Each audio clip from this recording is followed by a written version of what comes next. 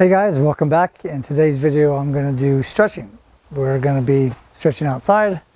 Why? Because, well, I like the outdoors. It's winter, although short sleeve, it's not that bad here in Florida. But I figured get some fresh air, stretch outside, get a mat. And some of these will be basic. Well, probably most of them will be basic stretches. All right, so on this stretch, it's a classic runner stretch, or that's what I was always told it's called.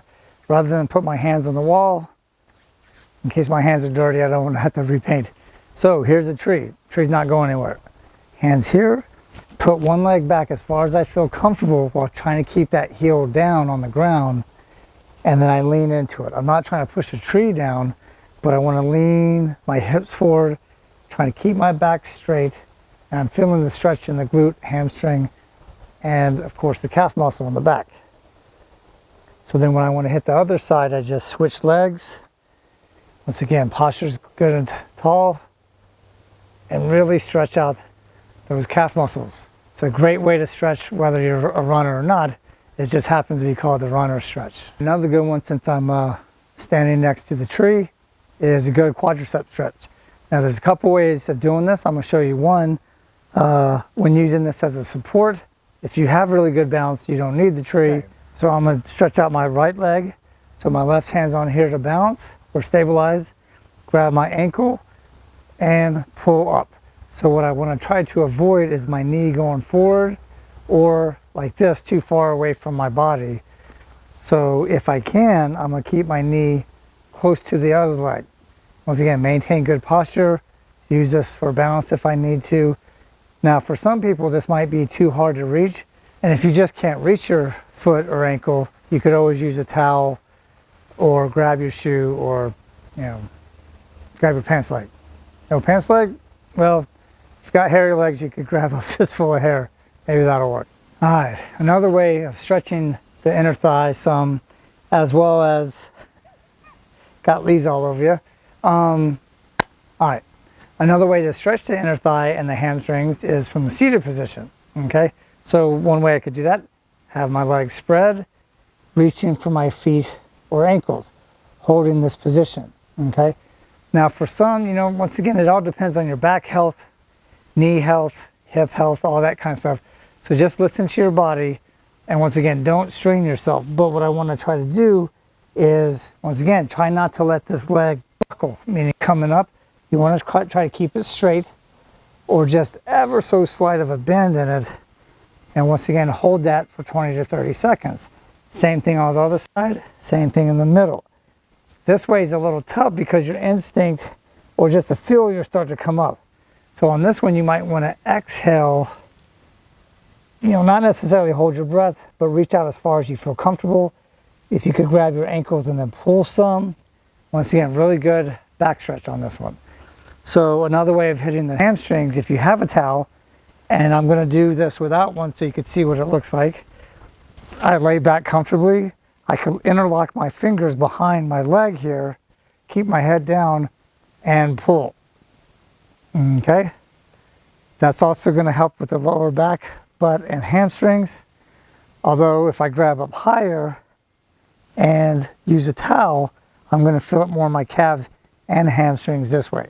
But if you can't reach that, throw a towel over your foot, then pull, and that'll be beneficial for you. If the information in this video is helpful, don't forget thumbs up. It helps the video, helps my channel. Also, you are welcome to subscribe. It is free, and if you hit the notification bell, you'll be notified when more videos come out. Now this is just one of several different ways you could do the hamstring stretch. On this one, what I want to do is feet close together, very soft bend in the knee. I don't want to lock out my knees, and I don't want to exaggerate it bend. Keep my chin up. That helps to keep my back straighter. Go down as far as I can go and stretching out these hamstring muscles.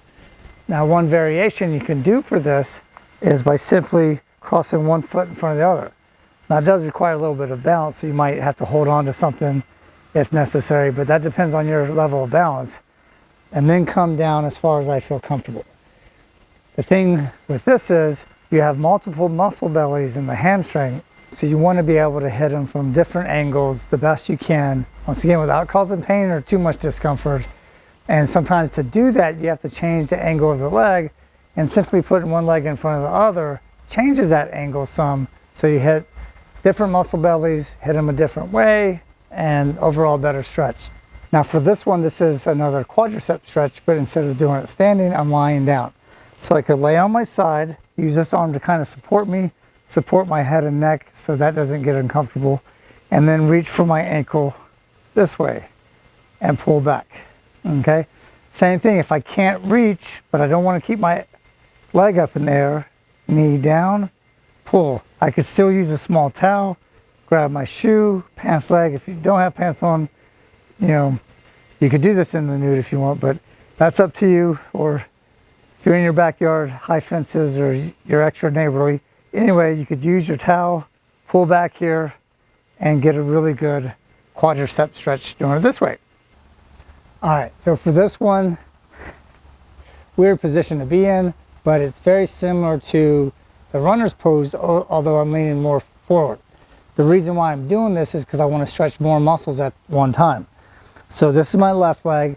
Now it's not imperative that I keep my back heel down, but I want to try to, so I get a little bit more of the calf stretch, is these two hands, hand on each side of my leg. I want my hands on the inside, that elbow pushing slightly against my left knee here, and that way I get a little bit more stretch on the inner thigh muscles, the hamstring, and then also the inner thigh muscles of the back leg as well.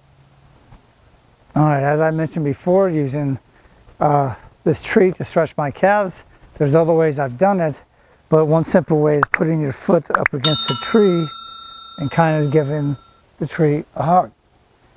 And then keeping this leg straight really stretches out the back of the calves. However, if you don't want to get too close to a tree, maybe it's sappy, maybe it has bugs on it, there's other ways of stretching.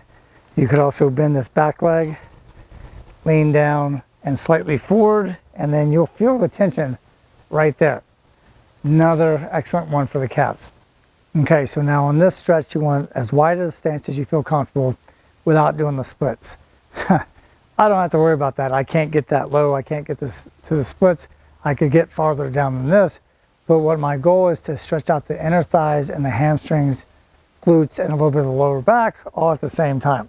Okay, I don't really particularly, for me personally, like to try to stretch out one muscle group at a time of my legs, unless it's like calf, and I'll show you that one as well. That's a pretty easy one to stretch, but you still have two calf muscles, the gastroc and the soleus. But this one, what I would do is reach down to the center as far down as I feel comfortable, out to the front. So that way it's a good one for the hamstrings and lower back. Now as I go back behind me, as I'm reaching that way between the legs, I feel even deeper stretch in the hamstring, more so in my lower back. So you don't want to really pull too much until you feel pain, but if you don't feel anything, you're not really stretching. So when I say go out as far as you feel comfortable, it means where you don't feel too much of a stretch in this position here. That way you'll have a little bit more range of motion in each direction.